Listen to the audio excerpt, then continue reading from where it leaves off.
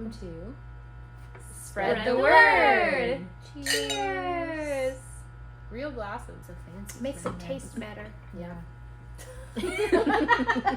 Tis October. Indeed. Peak spooky season. Ghouls abound. Ghosts, they're with you all the time. So let's hear what Julia had to read. It is scary in a near future kind of way. Yes. So I read The Future by Naomi Alderman, whom you might remember as the author of The Power. Mm-hmm. This, as far as I can tell, doesn't have any magical realism element or something like that, like in The Power where they have the power to electrocute people. This one is a near future situation, a lot of action up front, a lot to unpuzzle. I will say I'm not very far into it, but the beginning is very hooked to me and I'm very much enjoying it. I'm intrigued to see where it goes. So it starts where you get introduced to these 3 billionaires that are the heads of these organizations that are not called this, but the same companies as Google, Amazon, and Facebook? Facebook, yes. So she jumps you in with like the CEO person of each one, and they all like get this alert on their phone that they don't tell you exactly what it says, but they're like, oh, it's the alert. We all have to meet at the plane to go to the bunkers. Oh. So she gives you like just enough details for you to be like, oh, okay, so they're going to a bunker. They're all shit people. Like they're I'm sure billionaires who are good people do exist, but like yeah. a lot of evidence to the contrary also proves the opposite. There's some cataclysmic event that has happened or is in the process of happening. They're like just ahead of it or something because they have to be secretive. Then you briefly meet Lai Zin. She is an internet survivalist, and she is in a big mall in Singapore when there is an active shooter situation that starts happening. And then you also briefly meet Martha Eichhorn, who is one of the billionaire's assistants. And I think they, per the back cover, become the 2 main characters that are like countered against these billionaires, plus maybe the rest of the world. So I read the illustrious Lauren Groff. We love Lauren Groff. This is her new book, The Vaster Wild. So we start off with the servant girl, and she is on the run. She is going into the wilderness. It kind of turns into this like survivalist story. It flashes back to her life and how she's gotten to this point, and you find out that it's the American, like the settlements, colonialism. And she came over on a boat from England with her family. When they got here, obviously, they were promised, like, the father, the patriarch, is like, oh, it's going to be great, land full of riches, blah, blah, blah. And of course they get here and things are just very fraught and dangerous, and they weren't expecting that. The famine is so terrible that one of the kids of the family, and one of her charges and this child that she's really taken to, something happens and she has to flee. And so you're learning about her life in England and how she met the family, and you're building up to that one climactic event that made her have to leave. Okay. If you're more vibes than plot, this is good for you. This doesn't have a lot of plot.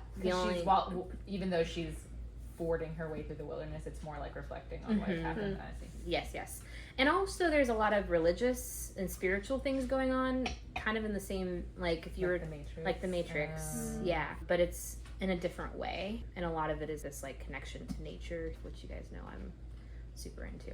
So I was actually just talking about Florida with Ryan, and one of the things that we were talking about Lauren Groff is that she writes, her stories are very bleak but super, like, very full of life. Like, there are some dark things happening, but you never leave her stories feeling despondent.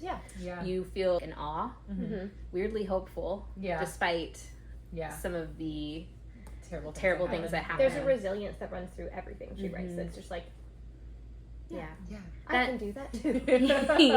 And that I've not really encountered another writer that can do it like that. Right. So the novel that I read was The Starling House by Alex E. Harrow. Alex Harrow is really great at pulling you in very quickly and giving you the stakes very quickly, even if they aren't explicitly stated. And I think that rings true with Starling House.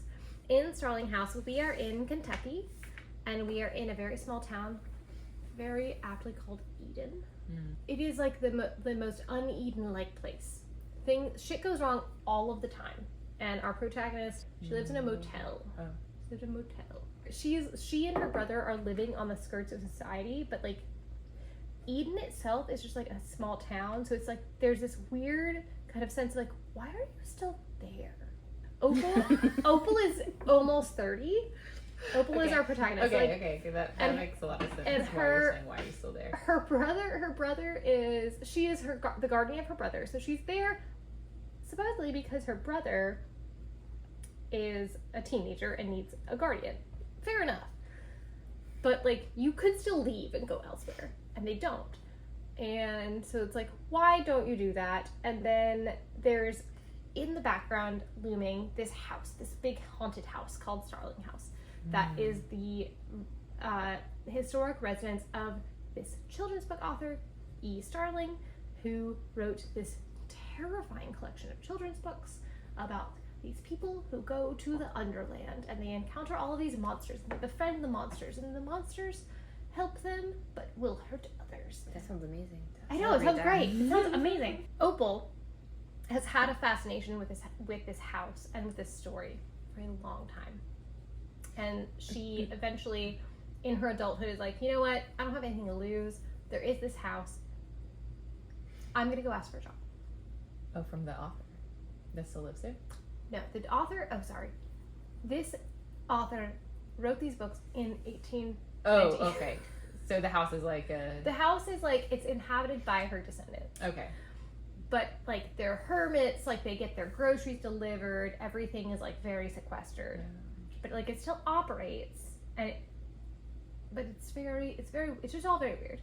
And so she gets a job there, and just like shit goes crazy. There is a lot to be said about this book, about how we encounter, how we define our own families, and how we understand our own families. And I would say that is the root of this book, like understanding where you fit in any given situation and any given society. I really don't even say much more. Okay. Well, that was pretty good. Yeah. It's really good. I loved it. It was great. I would recommend it to people who love a mystery, who are adjacent to loving fantasy, because it's not like high fantasy. Right. There's just like the idea is that there is magic that bubbles below the surface of our reality, and that it's very much situational, and that it is controllable. So it's a very I wouldn't qualify it as magical realism, but it's somewhere between magical realism and horror. So that's why I would recommend it too. That sounds amazing. Yeah. It's wonderful. Love both magical realism and horror. Yeah. So hope you like it. Okay. Well, thank you for tuning in to Spread the Word. We appreciate you all. Let us know what you think of these books and what you're reading now, and we'll see you next month.